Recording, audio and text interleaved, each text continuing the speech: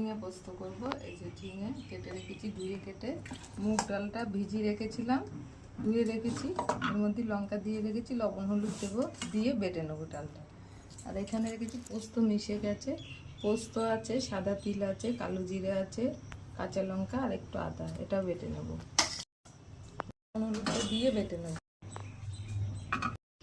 দিলাম, ভেজে নেবো লেগে, এটা দিয়েই বেটে নেবো, তাহলে ঘন হবে তরকারি। একটু ফাটিয়ে নিলাম হাতে।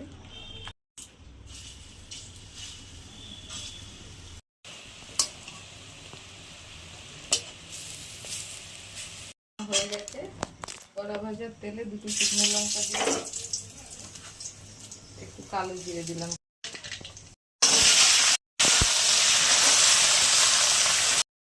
ঝিঙে ভাজা হয় না, জলই দিয়ে দিলাম। এবার মশলাটা দিয়ে দিলাম। খালি মিক্সচারে বাটিটা ধুয়ে অল্প একটু জল দেবো। লবণ দিলাম,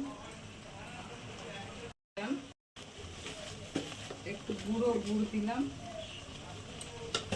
আমি এটা নিরামিষ করলাম, আপনারা যদি মনে করেন রসুন ফোড়ন দিয়ে বা পেঁয়াজ দিয়ে করে খাবেন, আমি এটা সম্পূর্ণ নিরামিষ করলাম।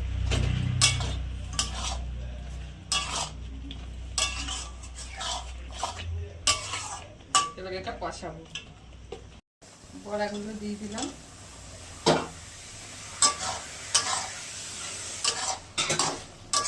আর একটু ফুটাবো বড়াগুলোর মধ্যে ঝাল মশলা যাওয়ার জন্য।